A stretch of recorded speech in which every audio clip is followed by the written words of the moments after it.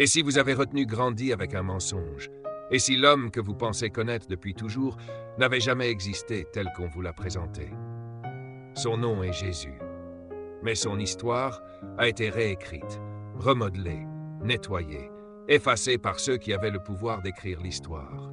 Dans cette vidéo, nous allons dévoiler ce que l'Église a toujours gardé sous silence. Des vérités effrayantes, des écrits oubliés, des révélations que peu osent encore aborder. Alors, avant d'aller plus loin, abonnez-vous. Parce qu'ici, vous ne trouverez pas des histoires racontées pour endormir, vous trouverez la vérité, ou du moins, ce qu'il en reste. Nous allons plonger dans les profondeurs du temps, au cœur des contradictions, au-delà des dogmes, pour tenter de retrouver l'homme derrière le mythe. La véritable vie de Jésus, celle qu'on a cachée, celle qu'on a réécrite, celle que vous n'avez encore jamais entendue. L'histoire de Jésus ne commence pas dans une étable décorée de lumière et d'anges, mais dans un territoire brisé, rongé par l'occupation, la pauvreté et la peur. La Judée du 1er siècle est une province romaine rebelle, constamment surveillée, souvent réprimée. Le peuple juif, écrasé par les impôts et les humiliations, attend désespérément un libérateur, un désordre. C'est dans ce climat tendu qu'un enfant naît, non pas dans le calme miraculeux, mais dans le tumulte d'un monde au bord de l'explosion. Il s'appelle Yeshua, une variante araméenne de Josué, un nom chargé de symboles. Dieu sauve. Contrairement à ce que les évangiles tardifs racontent, cette naissance n'a rien de surnaturel pour les témoins de l'époque. Les évangiles de Marc et de Jean respectent comme les plus anciens, ne mentionnent même pas la naissance virginale. Ils commencent l'histoire directement à l'âge adulte, avec Jean le Baptiste. Ce détail est crucial.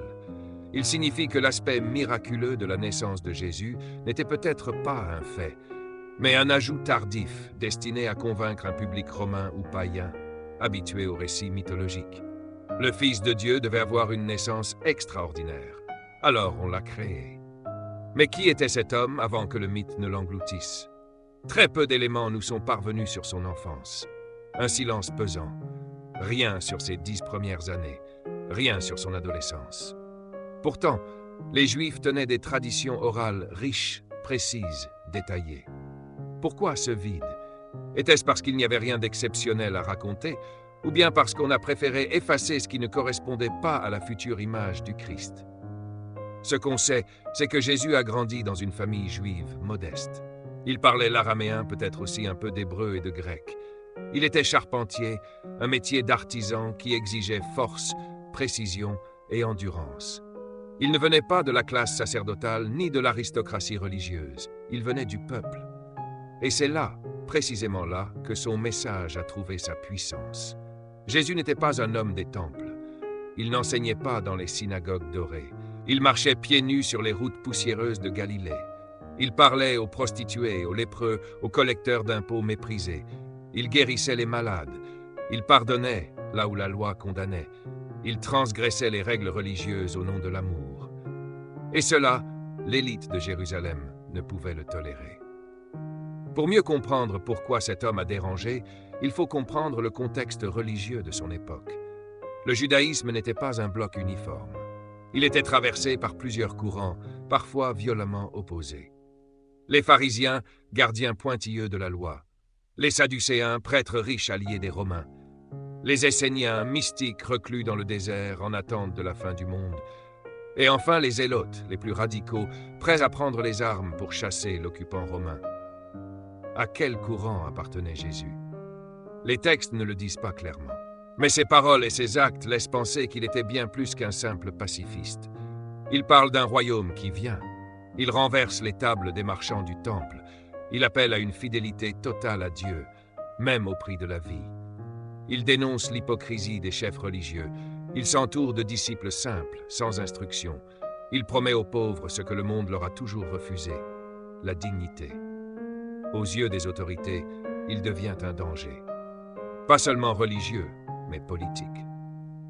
On oublie souvent que Jésus a vécu sous un régime militaire brutal, qu'un prédicateur populaire attirant des fautes était immédiatement suspect. Les Romains ne craignaient pas les dieux étrangers, ils craignaient les révoltes. Et Jésus rassemblait. Il parlait comme un roi, il était acclamé dans les rues. Même son entrée à Jérusalem, montée sur un âne, est un geste hautement symbolique. C'est l'image du Messie roi selon les prophéties. Ce n'est pas une simple promenade, c'est un défi. Mais pour comprendre à quel point son message dérangeait, il faut aller plus loin. Il faut regarder ce que les églises n'ont pas retenu. Ce qu'elles ont écarté, ce qu'elles ont effacé des bibliothèques et des mémoires. Il existe des textes, des évangiles entiers, des récits attribués à Thomas, à Marie-Madeleine, à Judas, des visions, des dialogues, des fragments longtemps considérés comme hérétiques. Ces écrits, appelés apocryphes ou gnostiques, montrent un Jésus très différent. Un maître de sagesse, presque philosophe, un homme qui invite chacun à chercher la vérité en lui-même. Dans l'évangile de Thomas, Jésus ne parle pas de péché, ni d'enfer, ni de paradis. Il parle de lumière intérieure, de connaissance. Celui qui se connaît lui-même connaît tout. Cette parole ne ressemble pas à la théologie traditionnelle. Elle a des ennuis, elle dérange, elle libère. C'est sans doute pour cela qu'elle a été supprimée. Mais il y a plus un encore troublant.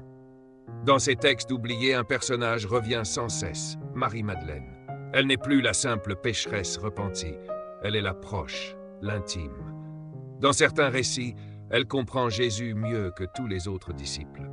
Dans l'Évangile selon Marie, c'est elle qui console les apôtres après la crucifixion. C'est elle que Jésus aurait choisie pour transmettre ses enseignements les plus profonds. Pourquoi ces textes ont-ils été écartés? Pourquoi cette femme si centrale dans ces évangiles a-t-elle été réduite au silence pendant des siècles? Une réponse possible, parce que sa place dérangeait l'ordre patriarcal que l'Église voulait imposer. Une femme comme témoin de la résurrection, comme dépositaire du message spirituel, comme égale des apôtres. Inacceptable. Il fallait le transformateur, en prostituée, en marge, en figurante. Et cette transformation du récit n'est qu'un début. Le Jésus des évangiles canoniques est lui-même le fruit de sélection, de choix politiques. En 325, lors du concile de Nicée, l'empereur Constantin réunit les évêques pour établir une doctrine officielle. Ce n'est pas une réunion spirituelle, c'est une stratégie impériale. L'Empire a besoin d'unifier ses croyances. Il faut choisir un récit et éliminer les autres. Jésus devient potentiellement fils de Dieu né d'une vierge, mort et ressuscité pour les péchés des hommes. L'histoire est figée, mais à quel prix? Combien de voix ont été étouffées? Combien de témoignages oubliés? Combien de vérités noyées sous les dogmes? Jésus savait-il qu'il allait mourir? La question semble simple, mais elle ouvre un abîme. Les évangiles affirment qu'il l'avait prédit, qu'il l'acceptait comme une mission divine. Mais ces textes ont été écrits après les faits, par des croyants convaincus. Ou, en lisant entre les lignes, d'autres éléments apparaissent. Jésus prie avec angoisse à Gethsémani, demandant à Dieu d'éloigner cette coupe de lui. Il fournit, il transpire du sang. Cela ne ressemble pas au calme d'un homme résigné. Cela ressemble à la peur, à l'humanité. La crucifixion dans la tradition romaine n'était pas seulement une peine de mort, c'était une humiliation. Une façon de tuer publiquement lentement dans la souffrance, réservée aux esclaves, aux criminels et aux insurgés. Que Jésus ait été crucifié prouve que les Romains le considéraient comme un danger politique, pas comme un simple prédicateur. La mention « roi des Juifs » inscrit sur la croix n'était pas une moquerie innocente, c'était l'accusation exacte, un homme qui se fait roi dans un empire où il n'y a de roi que César. Mais même ici, l'histoire devient floue. Les évangiles se contredisent. Chez Matthieu, il pousse un grand cri et meurt. Chez Luc, il pardonne à ses bourreaux. Chez Jean, il parle calmement et s'éteint avec majesté. Les détails ne concordent pas. L'heure de la mort, les dernières paroles, même le rôle exact de Pilate, varient. Pilate est-il ce gouverneur cruel et sans pitié décrit par les historiens romains, ou cet homme hésitant et presque compatissant décrit dans les évangiles? Il semble que son image ait été adoucie pour ne pas heurter les autorités romaines au moment de la diffusion du christianisme dans l'Empire. Et puis, il y a cette question que peu osent poser. Jésus est-il vraiment mort sur la croix? C'est une théorie taboue, et pourtant, des voix l'ont défendu depuis des siècles. Certains affirment qu'il n'était pas encore mort lorsqu'il a été retiré de la croix, qu'il a été soigné en secret, qu'il a fui. Où? En Égypte? En Inde? Dans les montagnes du Cachemire, où certaines traditions locales évoquent la visite d'un saint étranger venu de l'Ouest, fables, des manipulations ou souvenirs lointains d'un exil oublié. Dans le Coran, un autre récit prend forme. Pour l'islam, Jésus, Issa, n'a pas été crucifié. On aurait donné son apparence à un autre et Dieu l'aurait élevé vivant vers lui. Ce point de vue, partagé par plus d'1 milliard de personnes, est rarement évoqué dans les débats occidentaux. Et pourtant, il pose une question fondamentale. Pourquoi ces traditions anciennes ont-elles perçu l'histoire de la crucifixion si différemment? Mais allons encore plus loin. La résurrection, le cœur même du christianisme, le moment décisif, la preuve pour les croyants que Jésus était bien le Fils de Dieu. Mais là encore, les textes ne s'accordent pas. Qui découvre le tombeau vide? À quelle heure? Est-ce l'aube, la nuit, le matin? Y a-t-il un ange, 2 anges, un homme en blanc? Jésus apparaît-il d'abord à Marie-Madeleine ou aux disciples? Est-il physique? Mange-t-il du poisson? Ou est-il un esprit que l'on ne reconnaît pas tout de suite? Ces contradictions ne visent pas à nier l'événement, mais à rappeler une vérité capitale. L'histoire que nous connaissons est le fruit de récits compilés, ajustés, sélectionnés, traduits et interprétés. Ce n'est pas un témoignage unique, c'est un kaléidoscope. Pendant les premiers siècles, des dizaines de versions du message de Jésus circulaient dans le monde méditerranéen. Les communautés chrétiennes ne croyaient pas toutes la même chose.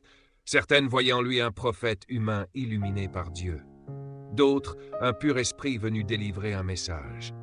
D'autres encore pensaient qu'il incarnait une sagesse éternelle, sans lien réel avec un événement historique. Et puis, peu à peu, une version s'est imposée. Non pas par sa supériorité spirituelle, mais par la force politique. L'Église naissante, soutenue par les empereurs, a fixé un canon, rejeté les hérésies, brûlé les manuscrits, persécuté les divergents. Elle a transformé un mouvement spirituel en une institution. Avec des dogmes, des lois, des hiérarchies, elle a figé la vérité dans le marbre. Mais cette vérité est-elle la seule possible?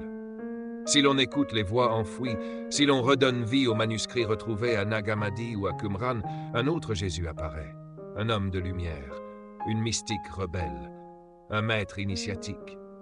Peut-être même un sage en quête d'unité universelle, dont le message a été trahi par ceux qui prétendaient le défendre. Et c'est là toute la complexité, toute la puissance, toute la beauté douloureuse de son histoire.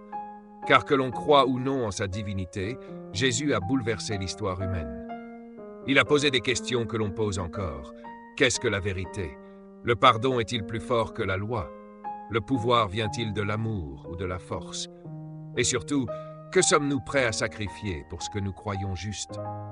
L'homme derrière le mythe n'est peut-être pas moins fascinant que le Christ des dogmes. Il est plus humain, plus proche et fragile, et peut-être pour cela même plus inspirant. Alors, qui était vraiment Jésus? Un prophète rebelle? Un maître spirituel oublié? Un simple homme devenu légende? Ou tout cela à la fois? Ce que l'on sait, c'est que son histoire n'est pas figée. Elle vit, elle respire, elle se transforme. Et surtout, elle dérange. Car la vérité n'est pas toujours celle qu'on nous enseigne. Elle est complexe. Elle dérange les conforts établis. Elle oblige à penser par soi-même, à remettre en question ce qu'on croyait acquis. Et Jésus, plus que tout autre, incarne ce danger sacré, celui de l'éveil. C'est peut-être cela que l'Église, à travers les siècles, a voulu contenir. Pas seulement un homme, mais une idée radicale, celle que chacun peut trouver Dieu en lui, sans intermédiaire, sans dogme, sans institution. Une idée révolutionnaire, incontrôlable, inoubliable. On a voulu faire de Jésus un roi céleste, alors qu'il vivait comme un vagabond. On a voulu le peindre dans l'or et le marbre, alors qu'il prêchait sous le soleil brûlant des villages oubliés. On a voulu le couronner, alors qu'il se mettait à genoux. On a voulu le rendre inatteignable, alors qu'il marchait parmi les hommes, avec poussière aux pieds et feu dans les yeux. Mais son message est toujours là, caché sous les siècles de silence. Il ne demande pas d'être adoré, il demande d'être compris. Et c'est peut-être ça, le plus grand secret que l'Église ne vous a jamais dit. Si cette histoire vous a touché, si elle a éveillé en vous une question, une émotion, un doute, alors abonnez-vous. Parce que ce que nous faisons ici, ce n'est pas raconter des histoires, c'est chercher ce qu'il y a derrière, au-delà du visible, au-delà des certitudes. Le vrai visage de Jésus n'est pas dans les tableaux, il est dans les fragments, dans les silences, dans les mots oubliés. Il est dans chaque être humain qui ose chercher la vérité même quand elle fait peur, surtout quand elle fait peur. Merci d'avoir regardé jusqu'au bout, et surtout, n'arrêtez jamais de poser des questions.